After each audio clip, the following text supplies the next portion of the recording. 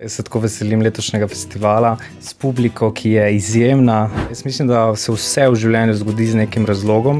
Vse mine, a ljubezen Boga nikoli ne mine. In včasih pozabimo v prvi vrsti nase, na Boga, na ljudi okoli nas in predvsem na to, da se je treba včasih ustaviti in življenje živeti počasi.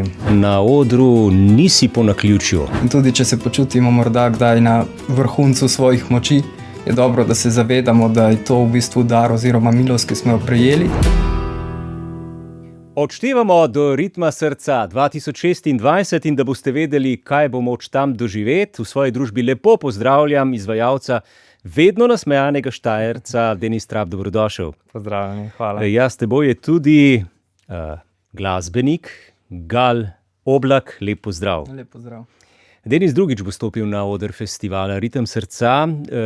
Pri, mislim, da enih svojih prvih pesmi si sodeloval z Galovim očetom Leonom Oblakom, uveljavljenim tekstopiscem, pesnikom, in tisto pesem potem posnel v Benetkah. Torej, boš to snemal kje? Na Dunaju, Los Angelesu?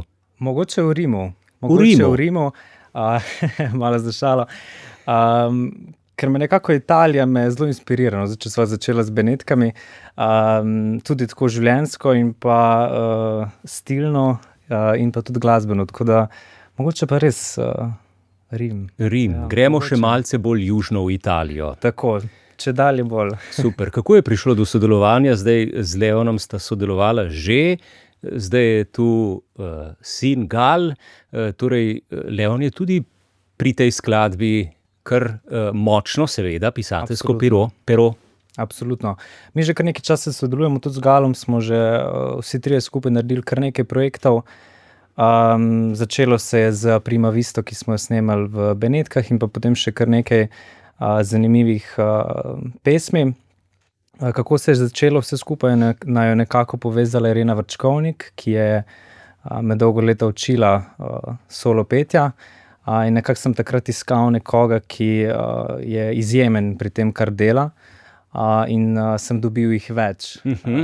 Dva konkretno. Tako. Še 3 bratje sodeloval, ne. Tako da sem res hvaležen, no, ker nekako se z Leonom zelo ujameva, kar se tiče besedil, nekako zna zapisati tisto, kar je želim povedati. Super, ja. Idealna kombinacija. Gal, kako je nastajala skladba? Pravzaprav smo razmišljali, dobro, to ima bolj povezavo z besedilom, ampak mislim, da je letošnja edina skladba, ki ima v naslovu besedo Bog. Vse mine, Bog ostane. Torej, kako je nastajala melodija? Ja, melodije nastane v bistvu v nekih čustvenih trenutkih in takrat se mi zdi, da so to še posebej doživete melodije, ker če nastanejo samo tako, v prostem času, nimajo takega izraza, kakor mogoče ob nekih prelomnicah življenjskih, ki se ti zgodijo in imajo potem zate še nek poseben globlji pomen.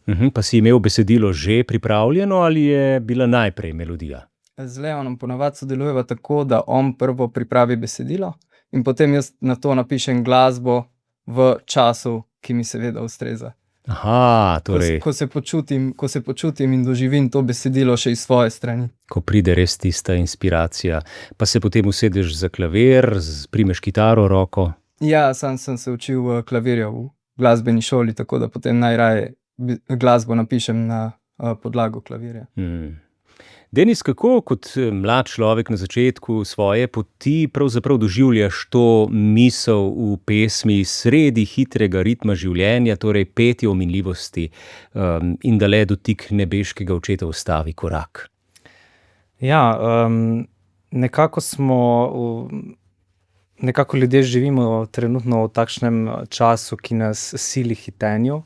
Tudi sam sem zelo tako naravnan, da zelo hitim, pač takšen je ritem življenja. In včasih pozabimo v prvi vrsti nase, na Boga, na ljudi okoli nas, in predvsem na to, da se je treba včasih ustaviti in življenje živeti počasi. In tudi ta pesem o tem pravi. Če sem pred leti pel, da Ljubezen nikoli ne mine. Tako. Pa bom zdaj letos nekako si kar dovolil nadgraditi Leonovo besedilo, da vse mine, a ljubezen Boga nikoli ne mine. Tako, sej, Bog je ljubezen, torej Bog ne mine, ljubezen ne mine. Točno to. Se nadaljuje lepo ta skladba in stopaš drugič na festivalski oder. Kakšne spomine imaš na prejšnjič?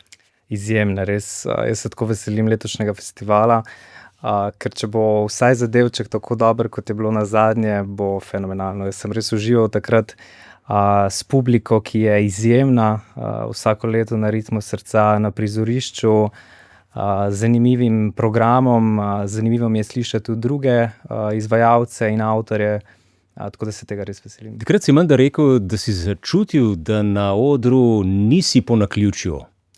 Zagotovo. Jaz mislim, da se vse v življenju zgodi z nekim razlogom. Vedno nas postavi v neke določene situacije, ki jih moramo doživeti, in jaz verjamem, da se je takrat zgodilo več različnih razlogov, zakaj in stvari, zakaj sem stal takrat na odru. Takrat me je ravno Leon prvič sploh seznanil s tem festivalom in sem res hvaležen za to, ker zdaj ga že kar nekaj let spremljam. In ga je res je to eno posebno doživetje, ta festival. Gal Oblak, kaj bi si sam želel, da obiskovalci in tudi tisti, ki bodo skladbo poslušali kasneje, da bi odnesli od nje? Ja, pesem ima res globoko sporočilnost, ki velja za vse čase in za vsakogar. Se pravi, vse stvari so minljive na tem svetu in tudi, če se počutimo morda kdaj na vrhuncu svojih moči, je dobro, da se zavedamo, da je to v bistvu dar oziroma milost, ki smo jo prejeli in da je prav, da jo izkoristimo za pomoč drugim. In ne gradimo za stvari tega sveta, ampak za prihodnost utemeljeno na Kristusu. Ki gre celo onkraj tega našega življenja, no te darove vidva delite skozi glasbo, ustvarjanje in petje, prepevanje in tudi igranje. Denis, si redni organist Tako. v župnijski cerkvi v Šmartnem ob Paki. Tako, v župniji Šmartno ob Paki, ja. Nekako me to res navdihuje, res sem rad ob orglah. In je to res ena čudovita priložnost, kako lahko to svoje znanje orgel izkoristim. Torej nisi le pevec, ampak tudi inštrumentalist. Na nek način, ja. Sicer se ne bi tako opredelil kot inštrumentalista. Ti je petje bližje. Zagotovo. Bolj naravno, če lahko tako rečem.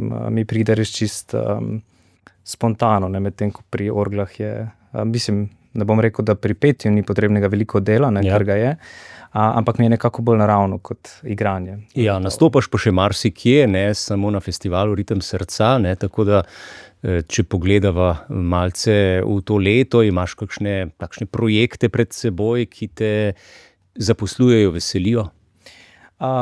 Zagotovo.